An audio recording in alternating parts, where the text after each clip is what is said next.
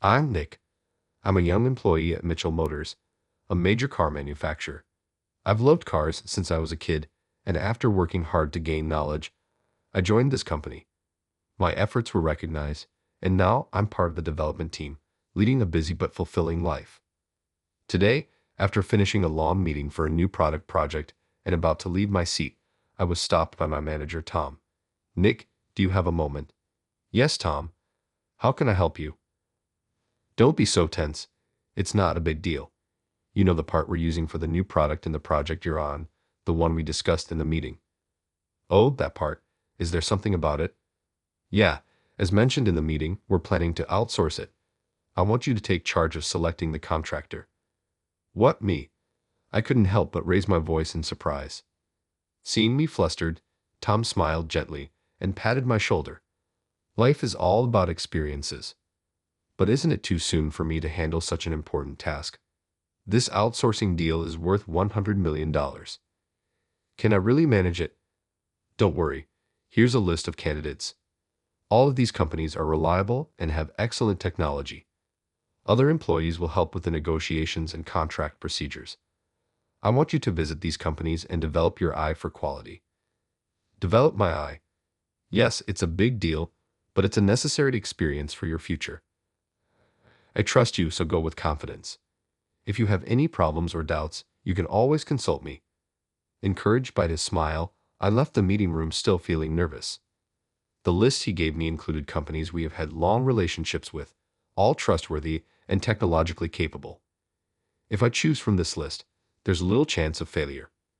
From that day, I spent a few days contacting the companies on the list and visiting them. Today, I'm visiting the last company on the list. Nick, we've been expecting you. Please come this way. A young female employee politely guided me to the reception room. Probably in her mid-20s, she respectfully handed me her business card. Nice to meet you, my name is Anna. I looked at the card from her. I thought she might be in sales, but she was actually in the technical department, which surprised me a little.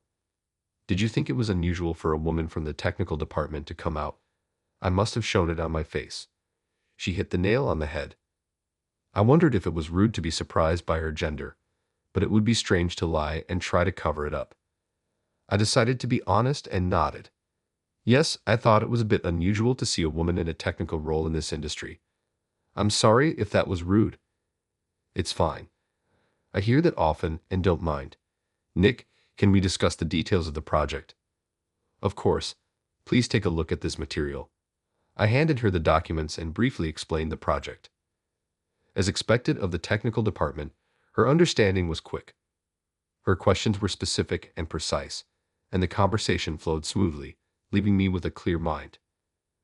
After the meeting, I left her company feeling much better. Of all the companies I visited, this one seemed the most promising. I thought about consulting Tom about it while glancing at my watch. It was just before noon, lunchtime. I decided to gather my thoughts over lunch before heading back to the office. I walked a bit and spotted a small diner. I walked in and found that more than half of the seats were already occupied. I sat at a table for two, placed my bag in the storage area, and looked over the lunch menu. After some deliberation, I ordered the daily special. While casually sipping water and glancing around, I noticed that the diner had become completely full. A few people were waiting near the entrance, and the staff were asking customers if they could share tables. A waiter came to me with the same request, and having no reason to refuse, I agreed. Soon, the waiter brought my table mate, and our eyes met, causing me to gasp in surprise. Oh, we recognized each other and exclaimed in unison. It was Anna, sitting across from me, looking slightly embarrassed. Anna greeted me and took the seat in front of me. What a coincidence, she said. Yes, it's lunchtime, so I thought I'd have a meal before heading back to the office. That's right. This place is great. Affordable, generous portions, and delicious. I highly recommend it. Anna, clearly a regular, ordered without even looking at the menu, then placed her phone on the table. Her phone had a faded blue minivan keychain, which caught my eye. Isn't that our company's car? Yes, I've loved this model since I was a kid. My dad bought me this keychain when I was in elementary school, and it's very special to me, so I still keep it. Her eyes sparkled as she spoke, revealing her genuine love for cars. My late father worked in your company's development department. He was involved in developing this car and often talked to me about it, which sparked my interest in the automotive industry. That's interesting. My dad also worked on that minivan project, so they might have known each other. Wow, that would be quite a connection. Both you and your dad work for the same company. That's amazing. Well, maybe. But you're amazing too, honestly. Isn't it tough being a woman in this industry's technical field? Yes, it can be challenging. People often say because you're a woman or even though you're a woman, and it gets tiring. But it makes me want to prove them wrong even more, she said cheerfully. Her demeanor was admirable, and I found it impressive. Eventually, I decided to proceed with contracting Anna's company as our top choice. All the companies had great technology and reliable representatives, but her company stood out the most. Her genuine passion for cars made me feel that we could create something great together. As we moved towards finalizing the contract, I frequently visited her company to discuss specifications and conditions. Over these discussions, Anna and I became quite friendly. After our meetings, we often ended up at the same diner, chatting about various topics. These days, when everything seemed to be going smoothly, I was preparing for an internal meeting the next day. I stopped by the factory and noticed I was missing some documents related to the contract with Anna's company. Apparently, I had forgotten to collect them from her company. It was completely my fault. Feeling a bit guilty, I contacted Anna to set up an appointment. She kindly agreed, saying, "It might take a little while to prepare, so you might have to wait, but it's no problem." If I went back to headquarters first, it would be past her company's closing time. Feeling slightly rude but needing the documents, I headed to her company in my work clothes. Anna was still preparing the documents. A young female clerk, possibly a new employee, led me to the usual reception room. Just as I reached for the iced coffee she brought, a hand from the side snatched it away. "It's cold." Before I could react, someone splashed the coffee on me. I had no idea what was happening. Confused, I looked up to see a middle-aged man with a sneer holding the empty cup. "That dirty work uniform might be a bit cleaner now. Be grateful." "What? Whether you're a subcontractor or a lowly worker, who gave you permission to enter the reception room? The representative from Mitchell Motors will be here soon, so get out. Get out now, you slow-witted loser." The middle-aged man twisted his face into a crooked smile, grabbed my arm, and forcibly yanked me to my feet, causing me to wince in pain. Just then, the reception room door burst open. "Brandon, what are you doing?" "Huh. I'm teaching this lowly worker a lesson." "Get lost, you useless woman." "Brandon, what are you saying?" "This person is the representative from Mitchell Motors. Let go of him immediately." "There's no way.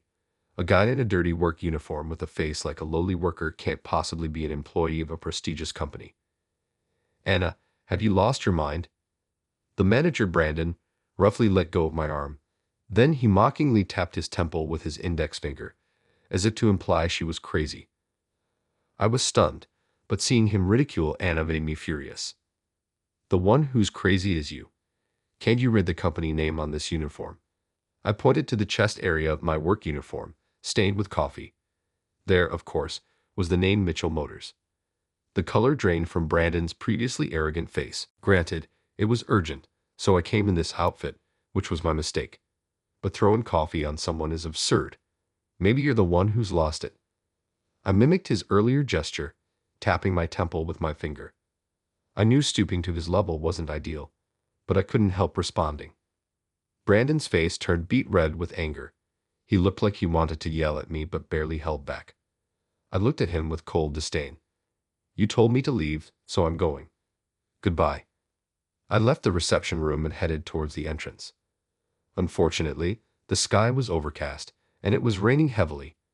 I didn't have an umbrella, and I didn't want to take the bus in my coffee-stained clothes. Just as I was about to call a taxi, I heard someone calling my name. "Nick." I turned to see Anna running towards me with an umbrella and some documents. She reached me, out of breath, and handed me the umbrella, looking worried. "Nick, are you okay? Did you get burned?" "No, thankfully it was iced coffee." "Did you come all the way here just to bring me an umbrella?" "Well, that, and I wanted to give you these documents." but I guess you don't need them anymore after what Brandon did. Thank you. But about the contract, it's complicated. It's a big deal between companies, and I can't make a decision here and now. Don't hold back, Nick. If the contract is canceled, it serves him right, she laughed, as if a weight had been lifted off her shoulders. I was surprised by this unexpected reaction from Anna, whom I always thought of as serious. The rain is heavy, and you're soaked. If you don't mind, I can give you a ride. No, that's too much, and you're still on the clock, right? Don't worry about it. I plan to submit my resignation tomorrow. What? Resignation? You're quitting. I had enough of Brandon. Today was the final straw. If you don't mind, can I vent to you on the way? Sure. Feeling somewhat overwhelmed by her determination, I nodded. We walked to the parking lot, and she unlocked a white car. Please get in. Thank you. I hesitantly got into her car. Anna, sitting in the driver's seat, asked, Is it okay if I take you to your company, Nick? I nodded in response. She started the engine, set the destination on the GPS, and began driving. The guy who threw the coffee, Brandon, is a power-harassing, incompetent nepotism hire. Nepotism. Yeah, he's the nephew of our company's president, Mr. Thompson. He always flaunts that connection, bosses everyone around, and yells at subordinates without reason. Yet he's terrible at his job. Wow, I can't believe there's still someone like that. Does the upper management know and ignore it? I'm not sure. Our company is pretty old-fashioned and doesn't take compliance seriously. There's no internal reporting system for employees to directly talk to upper management without going through their bosses. Most managers just try to stay on Brandon's good side, so nothing gets reported. He's basically unchecked. She let out a heavy sigh. There was a veteran employee who fought to report his misdeeds to upper management, but Brandon crushed him by deliberately causing a loss and blaming it on the veteran, forcing him to resign. What? He caused a loss just to get rid of an employee he didn't like. Yes, it's unbelievable, but he doesn't care about the company as long as he can harass those he dislikes. It's truly unbelievable that the company lets this go on. It really is.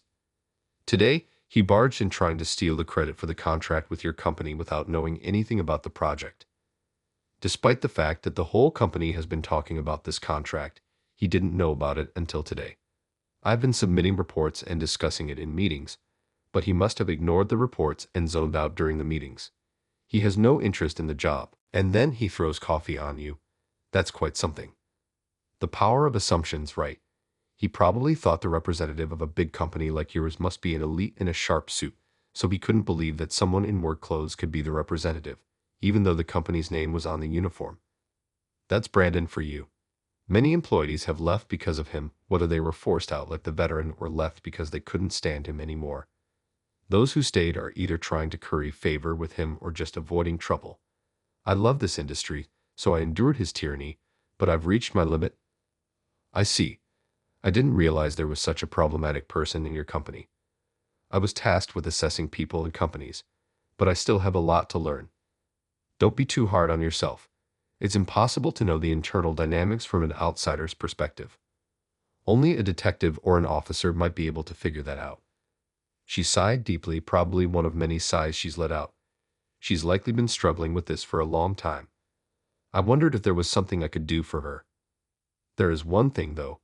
It might bring me down to Brandon's level, which I wanted to avoid if possible. But desperate times call for desperate measures. After a moment of thought, I decided to speak up. If you had a way to get back at Brandon, would you take it? Anna looked at me with a blank expression.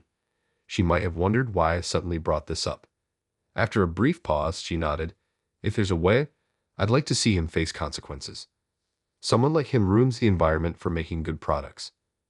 I don't want to waste the efforts of my colleagues and predecessors who fought against him. But Nick, what's your plan? It's simple. We'll fight fire with fire. It's a bit childish, but since he started it, I think it's justified. She looked puzzled, but I smiled reassuringly. After she dropped me off at my company, I headed straight to a certain room. As I walked, the employees I passed seemed surprised by my appearance and the odd air about me.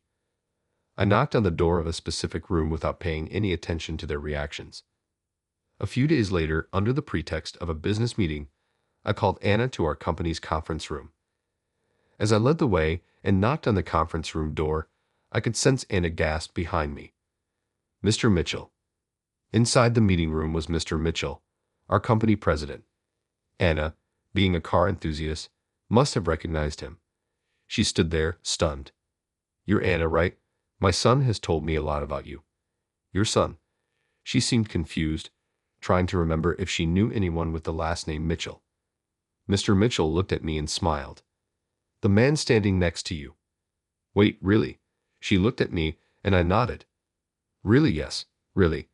I heard your father worked at the same company, but I had no idea you were his son. But your last name is different. She looked puzzled, glancing between Mr. Mitchell and me. I used my mother's maiden name, Anderson, at work to keep my position as the president's son under wraps. My real name is Nick Mitchell. Only a few executives and some employees know about it. I was born into a privileged family with parents who, despite their busy schedules, showered me with love. I love cars and have always admired my father, who works hard for the company. I worked hard to follow in his footsteps. However, being in a perfect environment often led to unwarranted jealousy and envy. When I did well on exams or entrance tests, people would accuse me of using my parents' influence. The same went for sports and the arts. Even compliments like "your parents are so accomplished, so of course you turn out great too," didn't bring me any joy. Friends would jokingly call me rich boy, but it stung. In high school, my first girlfriend used me to brag, saying, "My boyfriend is the president's son." Being the president's only son was a huge burden for me, and that's why I wanted to hide my identity and prove myself on my own while I was young. This guy here is stubborn. He insisted on not using any connections, took our company's entrance exam on his own, and joined the development team by his merit.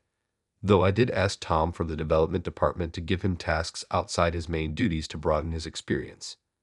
Sending him to handle the contract with your company was part of that. I told him to develop his ability to evaluate other companies and people. I never expected him to come back with coffee spilled on him. That was truly unacceptable behavior from our employee. I deeply apologize. It's not you who needs to apologize. It needs to come from Brandon himself. Yes, you're right. Anna nodded with a conflicted expression, likely thinking that Brandon would never apologize. We're thinking of giving him a bit of a scare. A scare, yes. If he shows remorse and apologizes, that would be ideal. But from what I've heard, he doesn't seem the type. So we'll go directly to the main person, President Mr. Thompson. My son tells me that many talented employees have left because of Brandon's tyranny. Your company is reputable and skilled, and we'd hate to lose that. To help your company improve, we'll use the contract as leverage and tell them we can't trust a company that ignores compliance issues. He paused and smiled kindly, a look I recognized from home, not from his role as the president. Also, Hannah, your father was a valued employee of mine. He often talked about you. I can't stand by while his precious daughter is treated this way. Let me help. Thank you, Mr. Mitchell. I appreciate your support. The meeting was set for a week later in the same reception room at Anna's company, after business hours. Seeing Brandon's dismayed face upon seeing me and the confused look on Mr. Thompson's face was somewhat amusing. Anna, attending under the pretense of being the contract manager, looked tense. Hello, Brandon. Good to see you again so soon. Hello, Brandon, Mr. Thompson added. My son mentioned you took care of him recently. We both turned to Brandon and greeted him with cheerful smiles. He looked slightly puzzled to be greeted by both of us. My son, you say? I don't quite follow. Yes, it's only been a few days. My son, who rudely showed up in your reception room in his work clothes, received your attention. You even went out of your way to pour coffee on him to clean up his dirty uniform. At his words, Brandon finally realized who I was. His confused face turned bright red, and he glared at me with a hostile expression. His son? You? What's with that attitude towards the president and his son? What did you do to him the other day? I have no idea. I was there, Anna interjected firmly. She, who had been silent until then, spoke up in a firm voice. Brandon glared at her as if to say, don't say anything unnecessary, but Anna, resolute in her decision to resign if necessary, didn't care. Nick was waiting in the reception room while I prepared documents. Brandon barged in, yelling, "Your dirty work uniform looks a bit cleaner now, be grateful." When I arrived, Nick was drenched in coffee, and Brandon was shouting at him, "Is this true? It's a misunderstanding." "No, she's right." He grabbed my arm and tried to throw me out, saying this wasn't a place for a subcontractor or lowly worker like me. "Your company certainly has impressive employee training," I said, cutting off Brandon's attempt at making an excuse and forcing him into silence. Mr. Thompson turned pale. "What have you done? Apologize now." "I didn't realize he was a client." "That's no excuse." Mr. Thompson forced him to apologize. It seemed Mr. Thompson had some sense of propriety.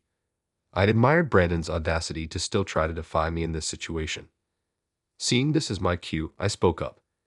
"In regards to the coffee incident, an apology would suffice. The stain was cleaned, and it's not a reason to terminate the contract. However, Brandon, you mentioned you didn't realize I was a client, right? So what that implies, it would be acceptable to treat your own company's employees or subcontractors that way." "Mr. Thompson, haven't you noticed an increase in resignations from Brandon's department lately? Given his behavior, it's easy to imagine what goes on under his leadership. Personally, I wouldn't want to work under someone like that. We've only heard brief accounts, so we're not making any assumptions, but I believe a good company is built by good employees. An employee who mistreats others is a cancer. In today's world, you never know where information might leak from. If it does, it could cause significant damage to the company. We've had a long relationship with your company and don't want to lose that. I strongly recommend conducting an internal investigation." "You're right. This is very concerning. I had no idea. I will investigate internally, and if what you said is true, there will be severe consequences." "What? You're going to believe an outsider over your own nephew? Listen, this isn't school. Acting like a bully at your age is disgraceful. The investigation will determine the truth, but until then, you're on house arrest." Mr. Thompson spoke with disappointment. Brandon's defense was correct. The words of an outsider alone wouldn't serve as proof. However, ironically, his own attitude was the most damning evidence. The investigation reached out not only to current employees but also to those who had resigned. The results, as expected, were quite revealing. 6 months passed. Anna and I had been busy with work and hadn't seen each other in a while, so we planned to meet for dinner today. Of course, the dinner spot was our usual diner. As I looked over the menu, which now featured some new items, I heard someone call my name, "Nick." I looked up. "Anna, it's been a while. You look great." "Really? Thanks. I'm enjoying my work a lot, thanks to you and your father." "I'm glad to hear that. We kept in touch via email and phone, but I was worried about you. By the way, what happened to Brandon?" We had grown even closer, frequently exchanging personal messages. We both still love cars and remain dedicated to our work, maintaining a relationship that feels like comrades in arms. Even after learning that I'm the son of a major company's president, she treats me the same. These days, I find my relationship with her to be very comforting. I haven't told you the whole story. Brandon was transferred to the factory. Initially, they considered firing him, but they decided it was safer to keep him where Mr. Thompson could keep an eye on him. Is it safe to keep him in the company? There's a foreman at the factory, an old friend of Mr. Thompson. If anything happens, Mr. Thompson will hear about it right away. Brandon can't bully anyone there. The foreman is strict and intimidating, and Brandon can't stand up to strong people." "I see. That's one way to handle it. It's probably the best way to straighten him out." "Exactly. Those who supported his misconduct were also punished, but things are improving. Everyone is motivated to make top-quality products again. One day, I'll make something that will impress you, so be prepared." She smiled proudly, looking radiant and beautiful. Life is unpredictable. Anna, who once considered quitting, now shines with enthusiasm, and the man who caused so much trouble faced his consequences. Life can change for better or worse, depending on our decisions and actions. It's time for me to take a leap too. With a sense of determination, I took out a pair of movie tickets from my bag.